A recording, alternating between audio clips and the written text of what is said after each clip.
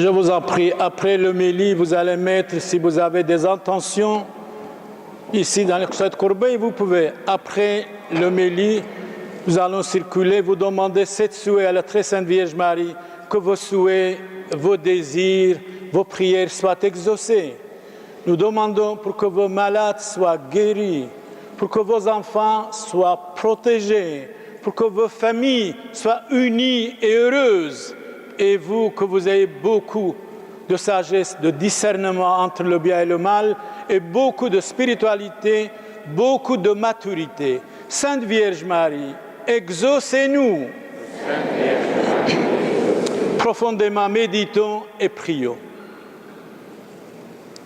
Frères et sœurs, j'ai regardé dans le dictionnaire de l'Académie française, dans le Littré, dans le Petit Robert, dans le Larousse, qu'est-ce que c'est Assomption? Tous ces dictionnaires nous disent Assomption, prendre avec soi quelqu'un. Dans la théologie catholique, selon ces dictionnaires, enlèvement miraculeux de la très sainte Vierge Marie au ciel par les anges. Assomption égale prendre avec soi, aider par quelqu'un. Il ne faut pas confondre avec l'ascension de Christ au ciel et avec l'Assomption. Ascension de Christ, c'est lui-même est monté au ciel. Assomption, c'est quelqu'un a aidé quelqu'un, les anges. La grâce divine a aidé la très sainte Vierge Marie pour qu'il soit chez son Fils Jésus, le Christ notre Seigneur. Jour où on célèbre cette fête, le 15 août, tous les dictionnaires m'ont révélé cela. Mais aujourd'hui, en même temps, c'est la fête de toutes les femmes. Femmes stables, femmes fidèles, femmes spirituelles. Et en même temps, la fête de la famille. La famille, c'est la base de la société, disait Honoré de Balzac. Dans l'Évangile, selon Saint Luc chapitre 1, verset 28, dit ceci. Je vous salue Marie, pleine de grâce, le Seigneur est avec vous. Vous êtes bénie entre toutes les femmes. Et Jésus, vos entrailles, est béni. Sainte Marie, Mère de Dieu, priez pour nous. Nous récitons chaque fois, pendant le rosé, pendant le chapelet, entre toutes les femmes. Entre toutes les femmes. Honoré de Balzac dit au sujet des femmes, mort en 1850, une femme n'est pas un instrument de plaisir, mais l'honneur et la vertu de la maison. Donc une femme ne doit pas être un instrument de plaisir, mais l'honneur et la vertu de la maison. Louis Aragon, ce poète français, parle de la femme. La femme, c'est l'avenir. Notre pape Benoît XVI dit autrement, la famille, c'est l'avenir. S'il n'y a pas de famille, il n'y a pas de femme. S'il n'y a pas de famille, il n'y a pas d'enfant. S'il n'y a pas d'enfant, il n'y a pas d'homme. S'il n'y a pas d'homme, il n'y a pas de société.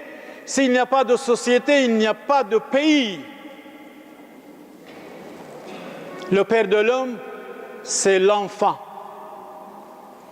Les enfants doivent être bien éduqués, bien instruits, bien formés, parce que l'éducation fait l'homme. Je suis certain, l'éducation fait l'homme. De la femme vient la lumière. Et le soir comme le matin, autour d'elle, tout s'organise, disait Aragon. Ô femme, ayez une haute idée de vous-même.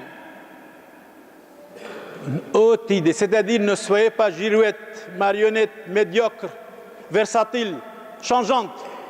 Soyez quelqu'un dans la vie, une vraie femme, une véritable femme pour instruire tout. L'homme est l'ouvrage de la femme, disait Napoléon, et il a raison. Mais Napoléon ajoute, on est grand devant Dieu. L'homme est grand à genoux devant Dieu. Ô femme, ayez une haute idée de vous-même, car le Fils de Dieu a voulu naître d'une femme, d'une vierge plus exactement. Vous les hommes, ayez une haute idée de vous-même, ne soyez pas médiocres. Dieu fait homme pour que l'homme soit respecté. Dieu fait homme, disait Saint Irénée. Saint Irénée venait de Turquie orientale. À ce moment-là, il n'y avait pas de Turquie. C'était l'Empire romain. Il venait jusqu'à Lyon, il a prêché, il a converti les Gaulois. Vous les hommes, ayez une haute idée de vous-même. Dieu fait homme pour que l'homme soit honoré, pour que l'homme soit respecté. Que voyons-nous? L'homme est bafoué. Que voyons-nous? La femme est bafouée. Chaque année, des dizaines sont massacrés, assassinés par leur mari. Par leur mari. C'est honteux. Une femme doit être respectée. L'homme doit respecter sa femme, la femme doit respecter son mari. C'est ça la base, c'est ça la société, frères et sœurs. La vraie société civilisée, moralisée. Une société civilisée, ça vaut la peine.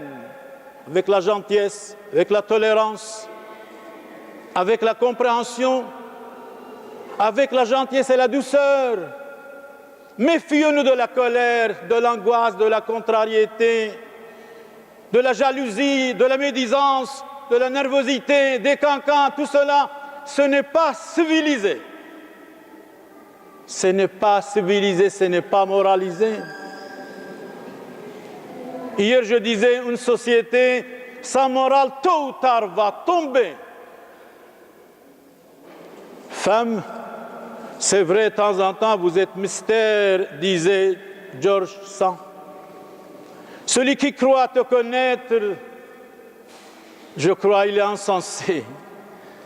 Mais une vraie femme, c'est la lumière du monde. Une vraie femme doit respecter, vraiment, doit imiter la très sainte Vierge Marie.